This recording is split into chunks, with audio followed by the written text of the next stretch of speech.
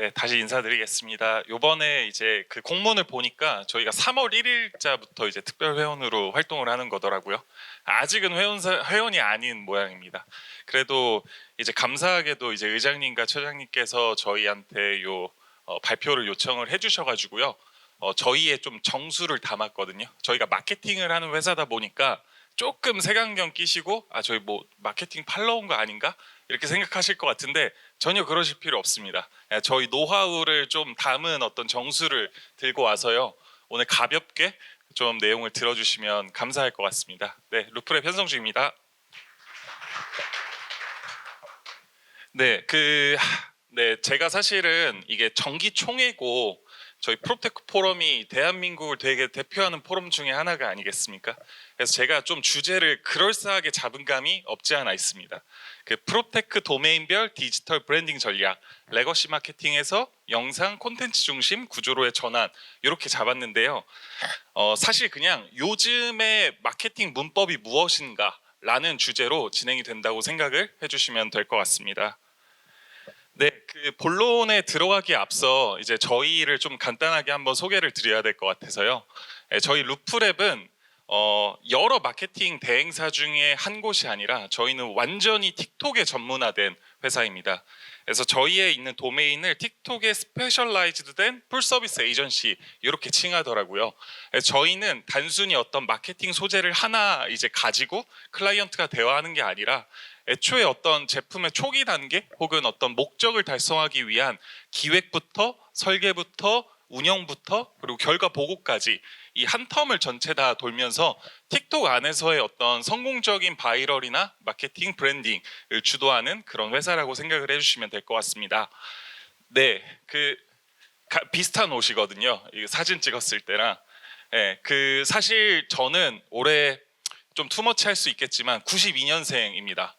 만으로 33 그리고 세는 나이로는 35입니다. 그래서 사실 제가 루프랩 창업은 두 번째 창업이고요. 원래 이전에 라이커로컬이라는 회사를 창업해서 2016년도부터 2023년도까지 8년간 운영을 했고요. 그리고 IM택시라는 진모빌리티라는 회사를 매각을 했습니다.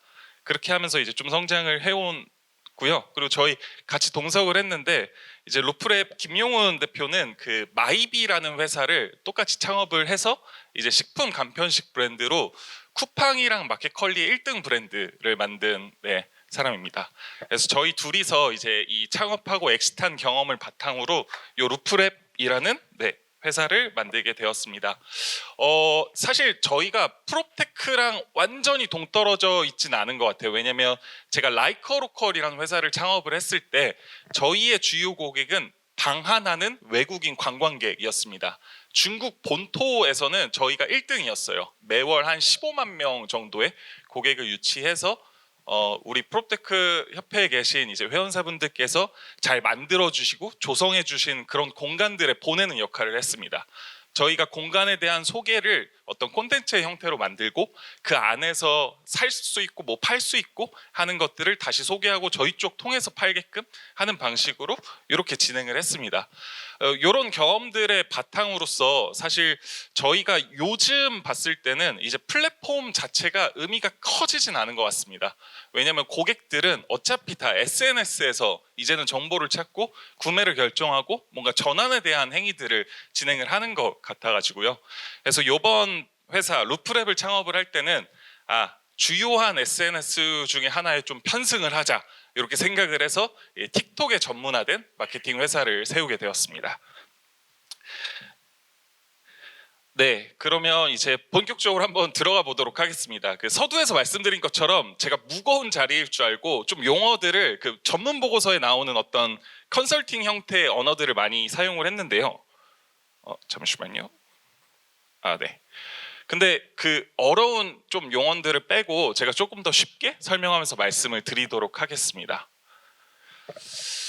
네, 사실 이제 뭐 저희가 지금까지 루프랩에서 주로 다뤘던 것들은 소비재에 가깝습니다. 좀 저관여에 대한 부분들을 많이 다루긴 했지만 이게 요번에 요 발표를 준비하면서도 보니까 이 고관여 상품이든 저관여 상품이든 결국 같은 동일한 어떤 그 프레임 안에서 돌아가는 것 같더라고요. 그래서 우리 프롭테크 포럼 안에 있는 회원사분들이 가지각색으로 뭔가 B2B 거래를 하실 수도 있고 B2C 거래를 하실 수도 있지만 결국은 우리의 산업 구조상 좀 고관여 고위험인 상품들이 많이 존재하는 것 같아요. 그렇기 때문에 고객들이 어떤 의사결정을 할 때 가장 우선시되는 건 신뢰입니다. 그리고 지금까지 이제 저희 도메인에서 이 신뢰를 기반으로 형성을 하기 위해서 저희가 봤을 때는 이렇게 레거시 모델로서 굉장히 우리 브랜드는 1등이다, 우리 브랜드는 거대하다, 혹은 그 유명인들을 좀 차용을 하면서 그들의 신뢰성 기반으로 무언가를 이제 제공을 하고 또 인적 네트워크가 굉장히 중요하다 보니까 인적 네트워크 기반으로 하거나 어떤 모델하우스의 형태로서 고객들을 많이 인입시키는 그런 방식을 사용하신 것 같습니다. 사실 이것도 여전히 유효한 방식이긴 한데요. 저희가 오늘 말씀드릴 방향 중에 하나는 이제 하나의 방향을 조금 더 추가해서 보시면 좋을 것 같다는 말씀입니다. 이게 사실 앞선 이 레거시 모델은 일방향으로 우리의 메시지를 전달하는 게 굉장히 강력했던 것 같아요. 근데 요즘의 어떤 문법은 양방향 소통이 굉장히 필요한 상황이고 그 양방향 소통의 매개가 되는 게 결국은 영상 콘텐츠로 이루어지고 있다는 점입니다.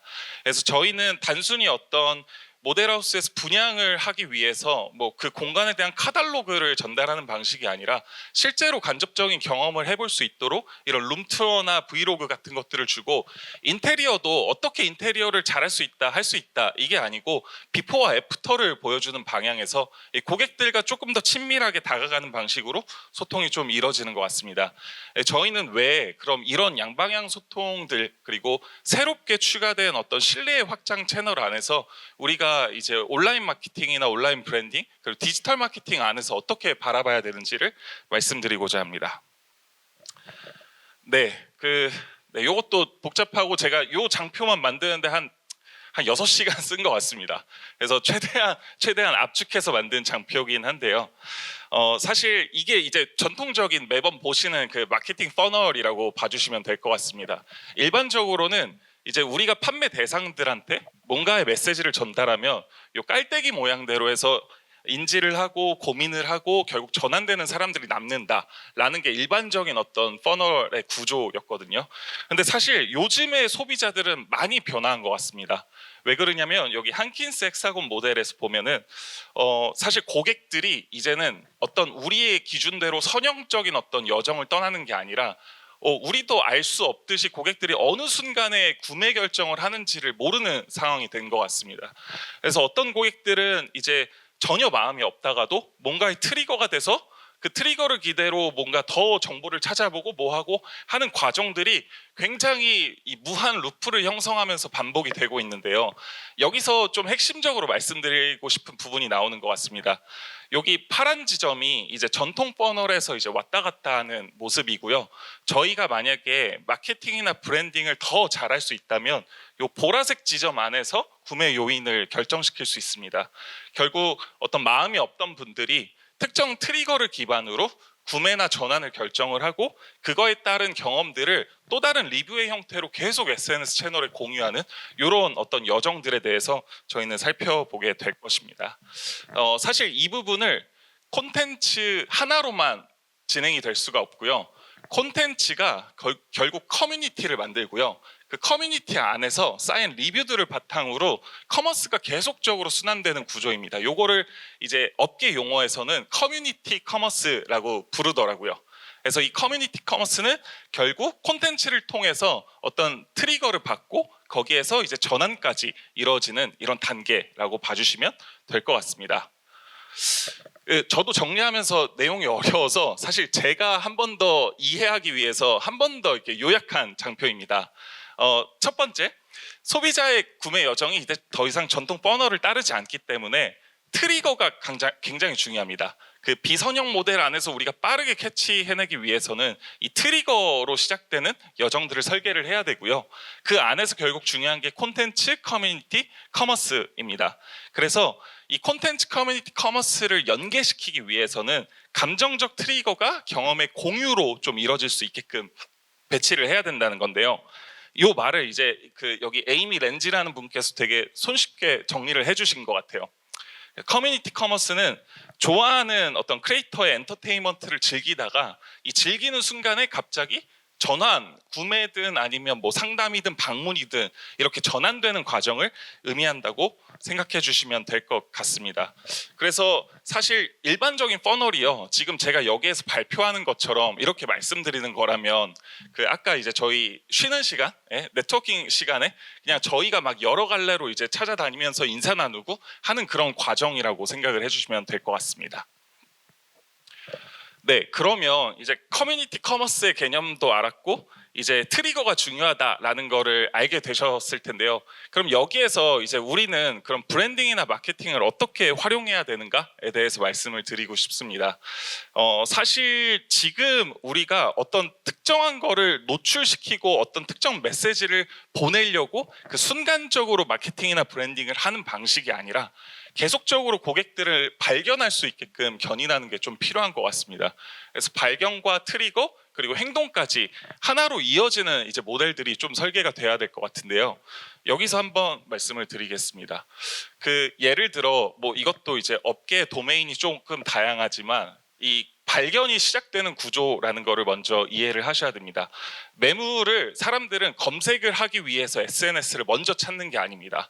어느 순간 내가 어떤 매물을 보든 내가 뭔가를 하든 하나의 어떤 뭐 행위를 해야겠다라는 게 저편 어딘가에서 생각을 하고 있다가 SNS 저희 사용량이 굉장히 많잖아요.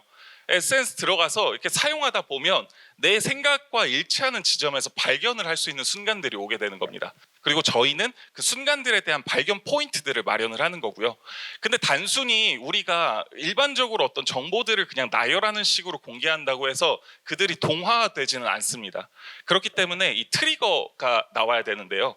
여기 보시면 만약에 공간이라는 기준으로 봤을 때 우리가 광고의 언어로서 이 공간은 뭐 얼마고 뭐하고 이런 것들이 아니라 이 공간에 대한 어떤 공감, 그 로망을 조금 보여줘야 됩니다. 감성적인 부분이 필요하다면 그런 것들을 보여주고 결국 사람들이 보게끔 하는 방식으로 그 트리거 포인트를 좀 건드려야 됩니다. 그리고 나서 그 영상이 단순히 그냥 끝나는 게 아니라 모든 콘텐츠는 목적성이 있습니다. 액션으로 연결될 수 있게끔 하는 그 지점을 마련을 해야 되는 건데요. 결국 문의나 예약을 할 수 있게끔 하는 창구를 마련한다든지 해당 콘텐츠에서 사람들이 왜 저장하고 이 콘텐츠를 왜 공유해야 되는지라는 그런 단계들을 마련을 해야 됩니다. 그리고 나서 이제 커뮤니티 루프, 고객들한테 리뷰를 얻어내는 게 사실 굉장히 뭐 F&B나 이런 산업들에서는 굉장히 중요하잖아요. 근데 이게 F&B나 어떤 소비재를 파는 산업뿐만이 아닌 것 같습니다. 고객들이 계속 리뷰를 쌓고 얘기를 돌고 하다 보면 결국 하나의 팬덤이 생기게 되고 그 팬덤이 계속적인 흐름을 만들어서 저희가 지속적으로 어떤 마케팅에 뭔가를 투입하는 게 아니라 그 자체적으로 뭔가 돌아갈 수 있게끔 하는 그런 구조로서 생성이 되는 것 같습니다. 네, 그래서 이제 저희가 이제 우리 프롭테크 웹에 있는 걸로 이제 도메인 그룹을 좀 만들어서 이렇게 놓긴 했는데요. 사실 조금 급하게 준비하다 보니까 이게 완벽하진 않습니다. 그래서 저희가 오늘은 이제 미니 미드업에서 짧은 시간 발표를 하는 거니까요. 제가 약속드리겠습니다. 혹시 저희한테 미팅 요청을 하시면 제가 직접 가서 성심성의껏 마케팅 담당자분들께 요 도메인에서는 이런 게 워킹하고 이 도메인에서 실제로 레퍼런스는 미국 레퍼런스, 뭐 한국 레퍼런스, 동남아 레퍼런스들을 찾으면서 제가 그렇게 한번 그 말씀을 좀 드려보도록 하겠습니다. 요거는 조금 빠르게 넘어갈게요. 그동안 저희가 했던 것들이 사실 그 소비재가 많다고 했잖아요. 그 이클립스, 스니커즈, M&M's 이런 이제 소비하는 것들이 저희 이제 마즈 회사가 이제 저희의 틱톡 그 최대 클라이언트입니다. 마즈 코리아에서 이제 한국 틱톡 시장 관련한 것들은 저희가 이제 마케팅을 견인하면서 이렇게 진행을 하고 있는데요. 그 사례 하나를 아까 어떻게 그러면 트리거를 만들 수 있냐? 그 트리거로 결국 리뷰를 남기고 사람들한테 행동을 요구해야 되는데 어떻게 할 수 있냐? 이거 예시를 한번 보여드리도록 하겠습니다.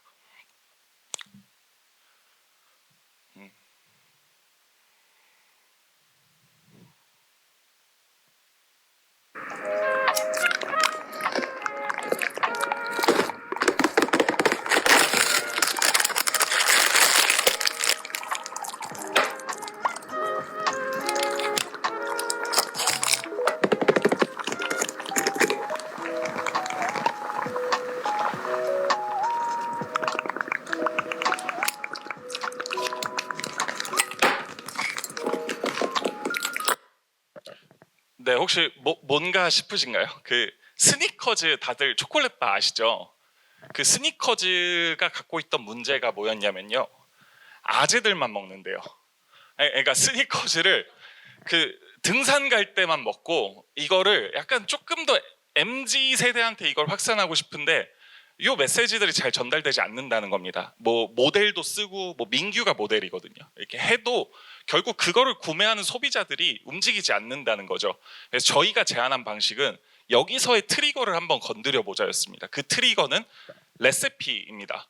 그러니까 단순히 스니커즈를 초콜릿 바로 그냥 먹게끔 하는 게 아니라 이 스니커즈라는 초콜릿 바를 토핑처럼 활용해서 레시피 영상들을 우리가 바이럴로 제안을 하면 사람들은 그거에 따라서 활용을 하고 이 활용이 좋다고 하면 나는 이렇게 해봤어요, 나는 이렇게 해봤어요 하면서 더 확산이 될 거다라는 그런 지점들을 말씀드린 콘텐츠입니다.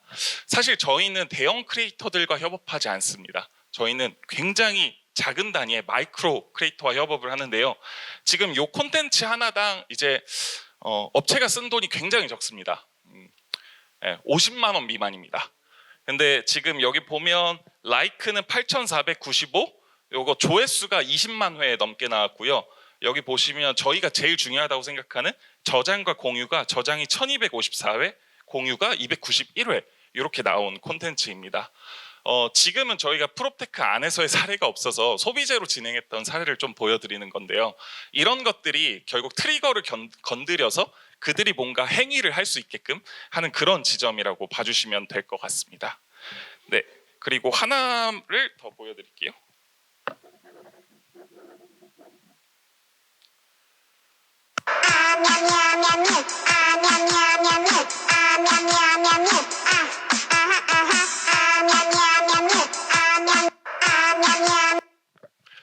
이게 뭔가 싶으신가요? 이 9초짜리 컨텐츠거든요. 근데 여기 보면 루프캔미라는 고양이 카페 홍대점에 대한 것들이에요. 그러니까 사실은 어떤 공간에 사람들을 방문하게끔 하고 뭔가 그 공간에서 뭔가를 보여준다고 했을 때 그냥 보통 일반적으로 우리가 전통 퍼널을 따랐다면 소비자들한테 이 선택을 할 수 있게끔 정보를 잘 나열하고 뭔가의 데이터를 주고 이런 방식으로 설계를 하겠지만 이 콘텐츠는 지금 라이크가 95,000 그리고 저장이 23,200입니다. 9초짜리 컨텐츠가 이 정도 반응을 냈고 여기 보시면 댓글들이 다 이제 외국어로 되어 있는데 여기가 어디냐, 어떻게 가냐, 뭐 이런 댓글들이 다 줄을 이루고 있어요. 트리거를 잘 건드리면 이런 방식으로 우리가 정말 뭔가 대단한 무언가를 하지 않아도 소비자들은 반응을 하고 그 반응에 따라서 이제 어떻게 가냐 뭐 하냐 하면서 그들끼리의 또 어떤 커뮤니티 형식이 일어난다라고 봐주시면 될 것 같습니다.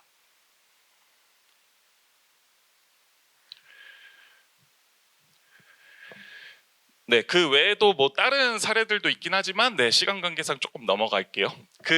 사실 지금 제가 보여드린 이 두 편의 예시들이 다 숏폼이긴 한데요. 롱폼은 워낙 잘 알고 있을 거라고 해서 그리고 저희는 틱톡에 조금 더 전문화된 이제 업체이기 때문에 이 숏폼에 대한 부분을 보여드렸는데요. 틱톡에 대해서도 조금 한번 짚고 넘어가고 싶습니다. SNS 채널별 규모를 25년도 기준으로 조사를 좀 해봤어요. 유튜브가 매월 활성된 사용자가 25억에서 28억 명이라고 하고요. 인스타그램에 20에서 30억 명, 틱톡은 약 19억 명 정도라고 합니다. 비슷비슷해요. 물론 이제 억 단위의 큰 차이들이 있긴 하지만 결국은 비슷비슷합니다. 근데 재밌는 데이터가 뭐냐면 여기 일간 활성 사용자를 보시면요. 유튜브는 1억, 인스타는 2억, 틱톡은 12억입니다. 그러니까 이게 어떤 롱폼으로 접근해서 보는 것과 숏폼으로 이제 이해를 하면서 접근해서 보는 거의 차이를 봐주시면 될 것 같아요. 트리거가 사실 중요하게 진행되는 포인트에서 트래픽의 숫자도 굉장히 중요합니다. 그렇기 때문에 이런 부분들을 한번 보여드렸고 한국 기준으로 한국은 틱톡이 약간은 터부시되는 경향이 있습니다. 그렇기 때문에 웬만한 국가들에서는 다 틱톡이 1등 SNS지만요. 한국의 경우에는 아직 유튜브, 인스타가 훨씬 더 높고 틱톡은 617만 명 정도의 월간 사용자를 확보하고 있습니다. 혹시 회원사분들 중에 틱톡 다운로드 하고 계신 분 계신가요? 네, 제가 이제 틱톡에 대해서 열심히 설명드려서 틱톡을 활용하실 수 있도록 도움 많이 드리겠습니다. 틱톡 얘기를 하면 이렇게 말씀하세요. 춤추는 앱인가? 사실 춤추는 앱으로 시작한 게 맞아요. 이제 음원사들 있잖아요. 음원사들, 엔터사들 틱톡을 무조건 활용합니다. 처음에 바이럴이 틱톡에서 어떤 음원으로 뭐 예전에 지코의 뭐 아무 노래 챌린지부터 시작을 해서 이런 것들이 이제 타 플랫폼으로 약간 전이가 되는데 항상 그 선두에는 틱톡이 진행이 되는데요. 사실 틱톡은 더 이상 댄싱 앱으로만 존재하지 않습니다. 틱톡은 결국 사람들한테 그 트리거 포인트를 제공하는 가장 유용한 채널 중에 하나고, 숏폼에 대한 어떤 영상 임팩트로서, 그리고 그거를 기준으로 이 서치 엔진에 가까운 앱으로서 좀 진화를 하고 있습니다. 물론 이거는 틱톡에 대한 얘기만 아닙니다. 인스타도 마찬가지고 유튜브도 마찬가지입니다. 만약에 아무런 어떤 마케팅을 하지 않는 상태에서 우리가 단 하나의 채널로만 마케팅을 해야 된다고 하면 뭐 저는 영상 채널로 꼭 고르시라고 말씀을 드리고 싶어요. 그리고 그 영상 채널 중에서도 너무 큰 투자를 하기 어려운 롱폼이나 이런 것들은 조금 부담스럽다면 인스타 릴스, 유튜브 쇼츠, 그리고 틱톡으로 시작을 하셔도 오히려 그게 우리가 어떤 전환할 잠재적 고객들을 만나는 데 있어서 훨씬 더 큰 어떤 효능감을 느낄 수 있으실 겁니다. 네, 요것도 이제 저희가 보통 이제 저희가 매월 크리에이터 양성 교육을 합니다. 그 지난달에는 부산에서 교육부랑 같이 진행을 했고요. 그 지지난달에는 창업진흥원이랑 같이 한국에서 이제 크리에이터 양성하는 사업을 진행을 했었어요. 그래서 저희 지금 소속 크리에이터가 2,000명이 조금 넘습니다. 근데 이 크리에이터들 교육을 할 때 이게 저희가 노하우의 정수입니다 하면서 알려드리는 알고리즘이거든요. 만약에 이제 대표님들께서 이제 실무를 안 보신다면 이 내용을 잘 기억하셨다가 실무자한테 한번 전달을 해봐도 좋을 것 같아요. 이게 틱톡이든 유튜브든 인스타그램이든 사실은 알고리즘이 크게 다르지 않습니다. 왜 크게 다르지 않냐면 알고리즘을 선도하는 게 지금은 틱톡이에요. 왜 틱톡이 알고리즘 선도가 가능했을까요? 퀴즈입니다. 틱톡의 본사는 어디에 있을까요? 맞습니다. 중국에 있습니다. 중국은 내 데이터에 인권이 없습니다. 그렇기 때문에 틱톡은 개인을 식별할 수 있는 데이터들을 너무 많이 활용을 했기 때문에 그것 때문에 너무 정교하게 알고리즘을 설계할 수 있었던 거예요. 그래서 틱톡에서 추천 알고리즘이 굉장히 잘 작동을 하고 이것들이 다른 SNS 플랫폼에서도 동일하게 이렇게 작용을 하고 있는데요. 네, 혹시 저 몇 분까지 할 수 있나요? 5분 정도요? 네, 빠르게 하겠습니다. 그래서 이 알고리즘 구조를 한번 말씀드릴게요. 콘텐츠를 올릴 때 보면요, 콘텐츠를 올릴 때 뭐 캡션도 넣어야 되고 해시태그도 넣어야 되고 BGM도 넣어야 되고 뭐 이미지도 넣어야 되고 영상도 막 다 이런 것들 있잖아요. 그 모든 요소들이 알고리즘의 추천 요소라고 봐주시면 될 것 같습니다. 그 동작하는 원리가 이렇습니다. 처음에는 이제 팔로워 기반으로, 예를 들어 제 팔로워들이 있는데 제가 만약에 콘텐츠를 올리잖아요. 팔로워들이 100명이 있으면 이 중에 5명한테만 먼저 콘텐츠를 뿌려봅니다. 그리고 그 5명 중에 얼만큼 많은 사람들이 그 콘텐츠에 대해서 열어보고 실제로 전체 다 봤는지에 따라서 그 그룹들을 계속 확장하는 방식이라고 생각을 해주시면 돼요. 근데 팔로워 기반으로만 진행되지 않습니다. 전통적이었던 거는 다 팔로워 기반이었어요. 근데 BGM 기반도 있고 해시태그 기반도 있고 위치 기반으로도 있습니다. 결국 거기 안에 들어간 알고리즘 요소에서 처장님 이거 한번 보실래요? 해서 처장님한테 딱 했을 때 처장님이 그걸 다 봤다 하면은 이제 한국 프로테크 포럼에 있는 회원사들한테 이게 확장이 되는 그런 구조로 전개가 되는 거죠. 그래서 이것들을 잘 활용하려면 이 두 가지가 중요합니다. 첫 번째는 계정 품질이고요. 두 번째는 콘텐츠 품질입니다. 그 사실 계정 품질 관련해서는 요게 되게 중요해요. 그 정시성과 일관성을 되게 중요하게 여깁니다. 모든 플랫폼들이요. 그래서 잘하는 유튜버나 인스타그램이나 틱톡커들을 다 보면 특정 요일, 특정 시간에 맞춰서 콘텐츠를 계속 업로드를 합니다. 왜냐하면 플랫폼 입장에서도 이 콘텐츠가 계속 시리즈로 안정적으로 이 사람이 공급자가 될 수 있다라고 판단하게끔 하는 게 굉장히 중요하거든요.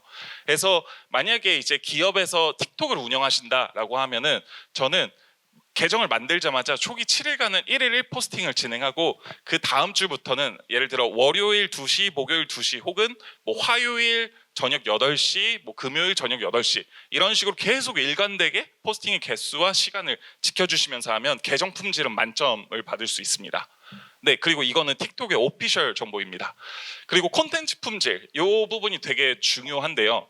콘텐츠 품질 중에서 예를 들어 실무자가 대표님 저희 요번에 조회수 얼마 나왔고 라이크가 얼마 받았습니다 이러면 실무자를 조금 다그치셔도 될 것 같습니다. 왜냐하면 콘텐츠 품질에서 제일 중요한 지점은요, 여기 우선순위 1번에 있는 완료 시청률입니다. 모든 콘텐츠에 이것도 채널별로 다 이게 표기가 되거든요. 100명이 이 콘텐츠를 봤으면 100명 중에 몇 명이 처음부터 끝까지 봤는가, 이게 사실상 그 추천도를 높이는 알고리즘 중에 가장 핵심이 되는 부분이라고 봐주시면 될 것 같습니다. 그래서 이게 전체 완주율을 사실 높이는 거는 굉장히 어려운 일이에요. 그래서 아까 제가 보여준 콘텐츠의 길이가 혹시 몇 초였는지 기억하시나요? 9초였잖아요. 그래서 초기에 개정을 해서 아직 내 계정에 팔로워가 많지 않고 팬덤이 많지 않으면요, 무조건 초수를 작게 하는 게 정답입니다. 그래서 우리가 아무리 고관여 고위험의 상품들을 뭔가 전달을 하더라도 초수에 대한 단위를 최대한 짧게 해갖고 결국 우리 거 콘텐츠 1번을 본 사람들이 2번, 3번, 4번 이렇게 넘어가게끔 해야지, 처음부터 막 3분, 5분, 10분, 15분 이렇게 되면은 이탈 확률이 훨씬 더 높아진다고 이해를 해주시면 될 것 같습니다. 그리고 두 번째로 중요한 게 저 5초 유지율도 어차피 완주율이랑 비슷한 거니까요. 인트로에서 그래서 정답을 외쳐줘야 됩니다. 인트로에서 요즘 그 알게 모르게 이게 콘텐츠 보시는 거 보면 인트로에서 결국 이게 정답이 나와요. 비포 애프터면 애프터가 먼저 나오고 그 다음에 전개가 되거든요.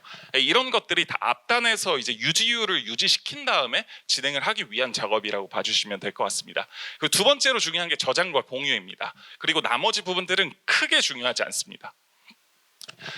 그래서 이 수치도 정답이 있습니다. 그 완료 시청률, 우리가 사실 A/B 테스트를 계속 하게끔 하잖아요. 이 A/B 테스트 안에서 우리가 확인해야 될 건 뭐냐면 완료 시청률이 최소 30% 이상 나오는 콘텐츠를 발견했는가? 이게 굉장히 중요한 지점입니다. 그 30% 이상 완료 시청률이 나오는 콘텐츠를 발견하셨다면 그 이후부터는 알고리즘의 선택을 받아서 우리 팔로워가 1000명이어도요 100만 조회수까지 나올 수 있는 겁니다. 그래서 이런 식으로 콘텐츠에 대한 배열들을 이 기준에 맞게끔 좀 잡아두시면은 굉장히 빠르게 성장을 시킬 수 있을 것 같습니다. 네, 시간이 많이 없어가지고요. 이제 마지막 장인데요. 저희는 사실 저희한테 이제 마케팅 의뢰하시는 곳들 중에서 오히려 인하우스로 그런 조직이 있다면 직접 하시라고 권유해드리고 있거든요. 저희가 하는 방식은 결국 저희는 아까 메가 인플루언서를 쓰지 않는다고 했잖아요. 지금 뭐 2,200만 팔로워 갖고 있는 메가 인플루언서 한 명을 쓸 때 한 2천만 원에서 4천만 원 사이가 듭니다. 포스팅 한 번 하는데. 근데 저희는 그 돈으로 차라리 10만 미만의 그 약간 마이크로한 인플루언서들을 한 100명, 200명을 쓰는 게 훨씬 더 낫다라는 말씀을 드리고 있어요. 왜냐면요, 앞서서 보여드린 것처럼 결국 알고리즘이 정교화되었습니다. 알고리즘을 잘 적용하면 메가 인플루언서는 더 이상 설 자리가 없는 거예요.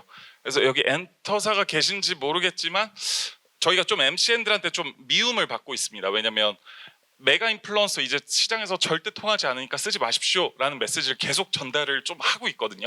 그리고 사실 우리가 크리에이터가 돼서요, 우리도 이 아까 그 어떤 알고리즘의 속성을 고려해서 콘텐츠를 올렸을 때 우리 게시물 역시도 훨씬 더 빠르게 확장할 수 있다는 점을 좀 말씀을 드리고 싶습니다. 최근에 저희는 사실 커머스 영역도 확장을 했어요. 그래서 그 중국에서 조명 공장을 하시는 분과 이제 얘기를 하다 보니까 조명 시장도 굉장히 재밌더라고요. 그래서 저희가 직접 직접 커머스를 하기 위해서 트리거 포인트를 마련해서 조명 상품을 실제로 이렇게 판매까지 하는 방식으로 전개를 하고 있습니다. 사실 저희가 말씀드리고 싶은 노하우는 훨씬 더 많습니다. 뭐 이것저것 더 많이 말씀드리고 싶지만 오늘은 그 시간이 한정되어 있으니까요. 제가 그렇게 바쁘지 않습니다. 열심히 살고 있는데 그렇게 바쁘지 않아 가지고요. 저랑 이제 이따가 네트워킹 때 꼭 명함 같이 나누시고 저희한테 정말 편하게 요청 주시면요 마케팅 실무자분께 정수를 다시 한번 전해드리는 시간 갖도록 하겠습니다. 네, 발표 들어주셔서 감사합니다.